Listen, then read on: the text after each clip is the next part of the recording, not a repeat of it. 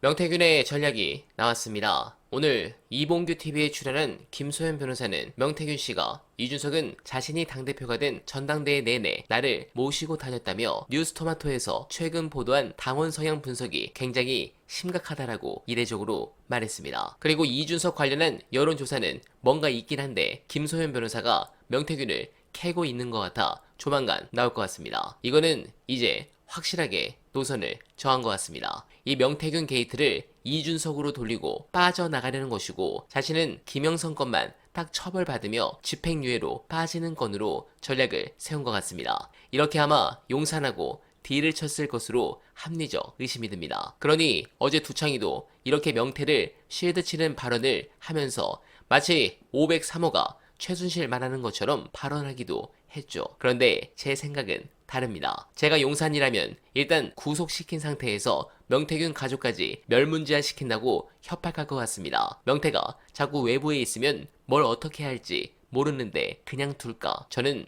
아니라고 봅니다. 다만 협상하는 척 명태균을 안심시키는 것은 맞다고 보는데 그 이유에 대한 중요한 영상 보시고 이어가 보겠습니다. MBC하고 JTBC가 기자회견에서 질문을 할 수 있는 기회도 못 얻었잖아요. 네. 저는 사실 이 기자회견이 제대로 되려면 그분들이 뭐라고 질문하는 거 허락해 줘야 된다고 생각했는데 결과적으로는 다 이제 그런 곤란한 질문 나올 것들은 또 사실은 뺀 거나 마찬가지거든요. 그러니까 이 일련의 흐름을 상황적으로 종합해 보게 되면 이거는 뭔가 기류 변화 내지는 본인들이 작전을 다시 짜가지고 다시 이제 그렇죠. 한번 하려는 이런 상황이라는 거죠. 그러니까 대대적인 역공이 시작됐습니다. 맞아요, 역시 그 맞아요. 수단은 검찰입니다. 그러니까 이런 상황으로 해서 돌파할 수 있다고 믿는 데는 제가 보기에는 한두 가지 근거가 있는 것 같은데 그것이 옳은 판단일지 몰라도 첫째는 민주당에서 나올 더 이상 부부의 육상 파일은 없다. 이게 첫 번째. 그리고 그거를 명태균 씨가 확인해 준 거예요. 민주당은 더 이상 그런 파일 없다. 이렇게 해서 확인해 준 거고 두 번째는 메신저 공격인데 강혜경 씨를 비롯해가지고 제보자로 의심되는 거를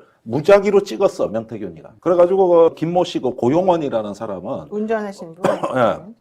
명태균 씨가 좌표를 찍었는데 아닌 걸로 밝혀졌다고. 그분은 그렇게 제보한 적이 없다는 거예요. 맞아요. 그 사람 제보하지 않았어요. 예.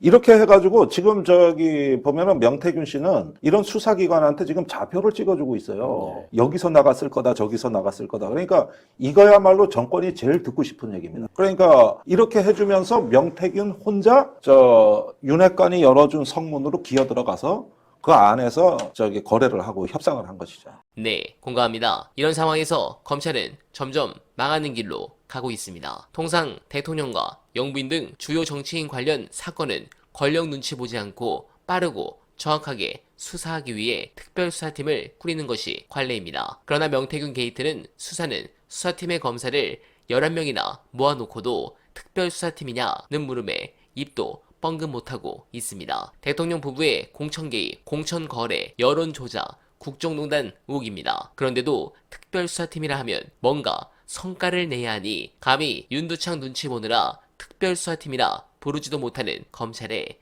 제대로 된 수사를 기대할 수는 없습니다. 그들을 지키는 것이 바로 검찰의 문을 닫게 하는 지름길이란 것을 잊지 않길 바랍니다. 그리고 민주당이 오늘 갤럽의 17% 지지율을 보면서 이재명 대표 선고일인 다음 주 조사에서는 10%대 초반이 나올 수 있도록 확실한 카드는 늦어도 차주 수요일 안으로 발표해 주시길 부탁드립니다. 지지율이 10% 초반까지 떨어지면 사법부도 골 때리는 악의적 선고를 하기 어려울 겁니다. 제발 상식적인 판결이 나오길 간절하게 기원하며 어나바는 오늘도 최선을 다하겠습니다. 여러분 고맙습니다.